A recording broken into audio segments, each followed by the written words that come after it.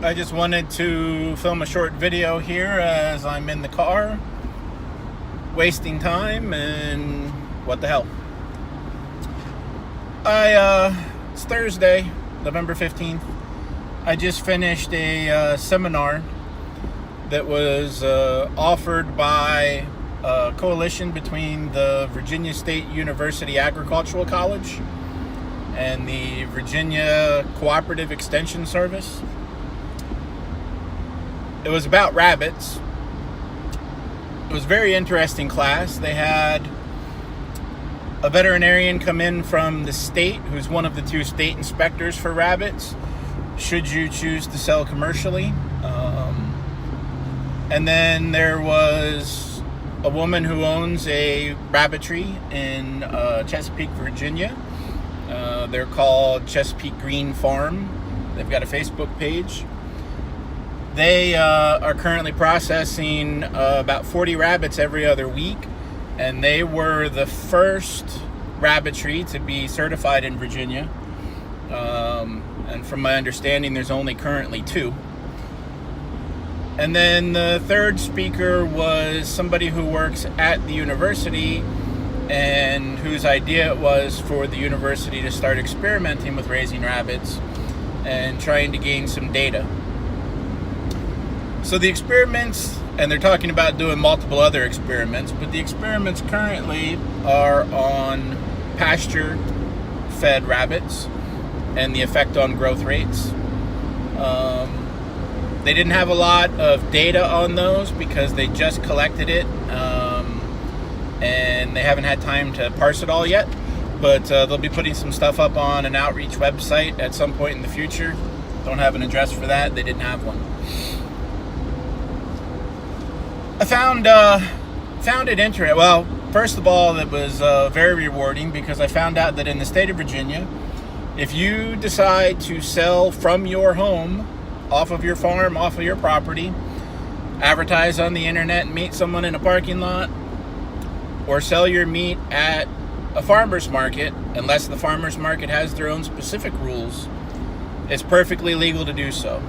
The federal government does not consider rabbit to be a main source of meat in the United States.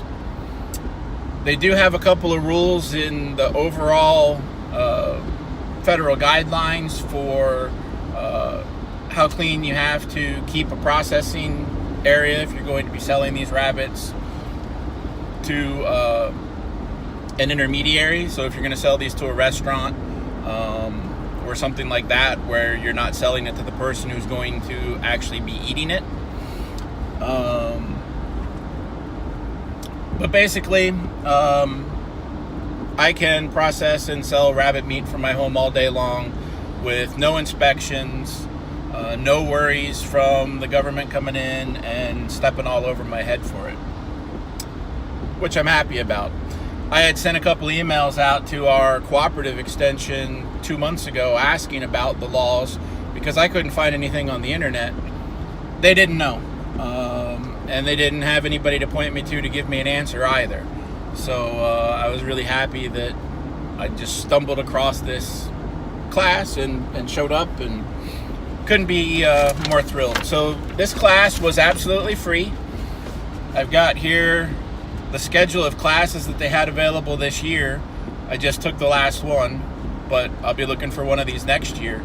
But it's amazing how many courses they actually offer through the State University Agricultural College, and they're all completely free. They're all funded by whatever. This rabbit experiment they've been doing, they had the rabbits donated by various farms. They had all of the seeds for the feed donated by King's Agriculture Seeds out of Pennsylvania. And I suppose they get some money from the university.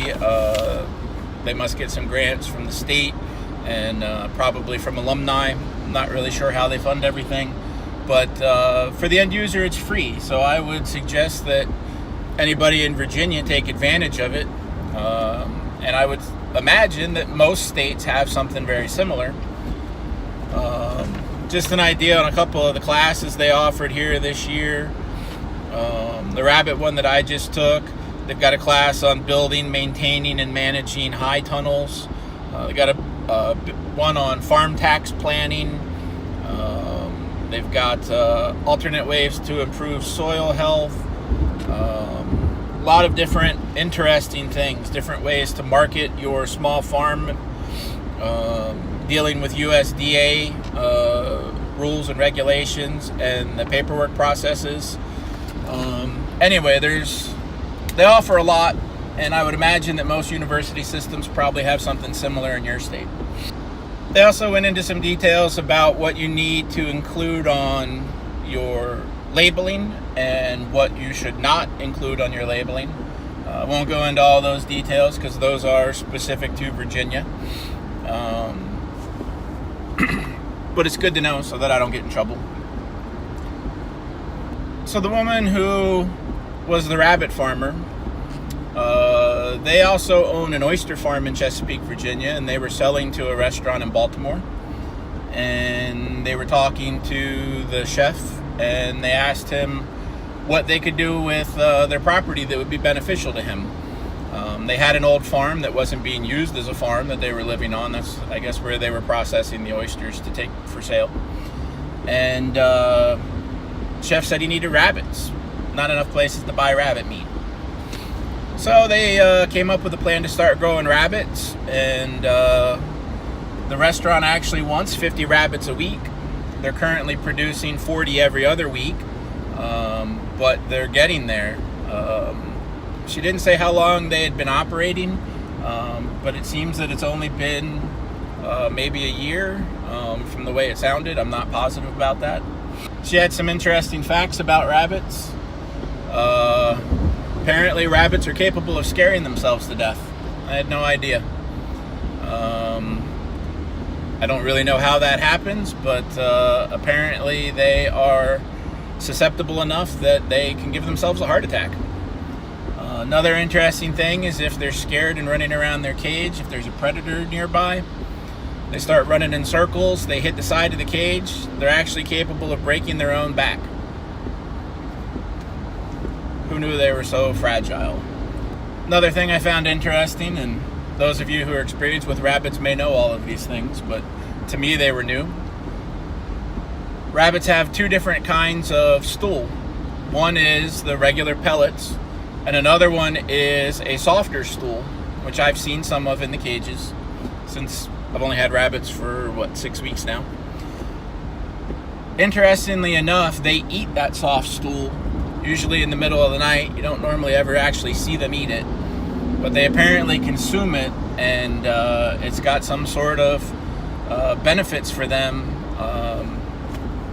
She didn't get into the science of it, but interesting little tidbit.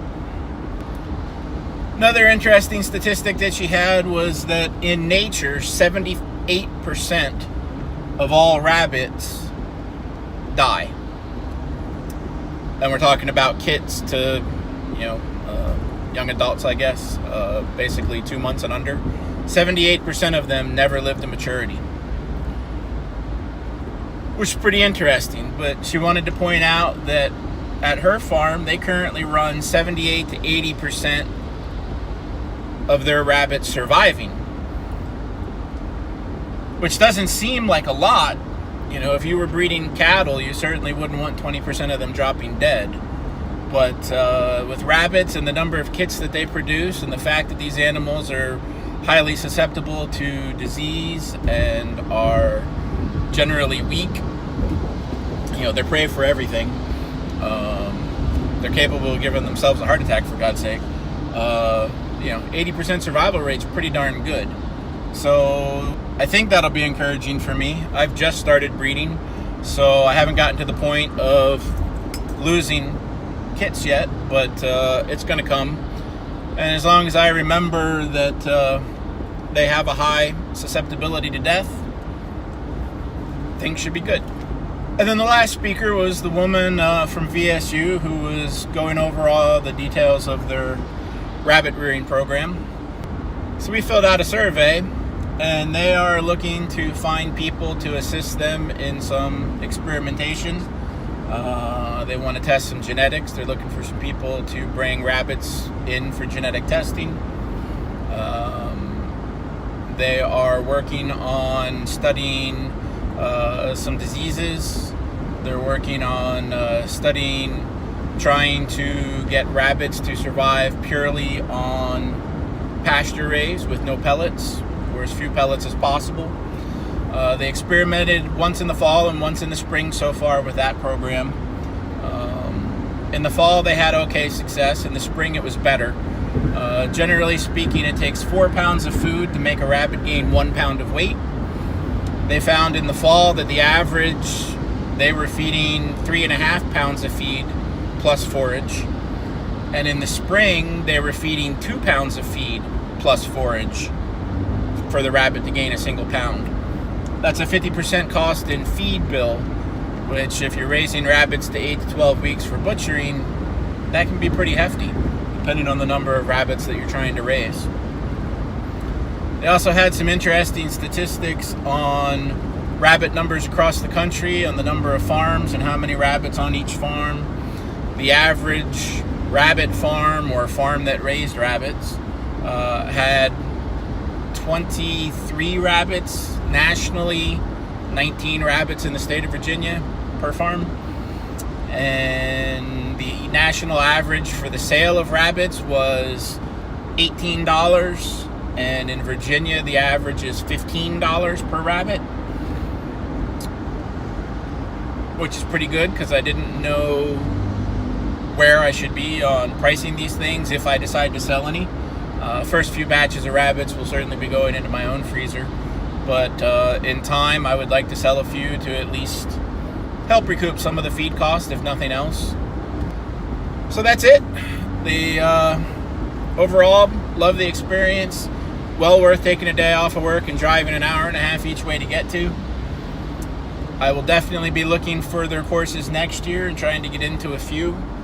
Let you know how those turn out.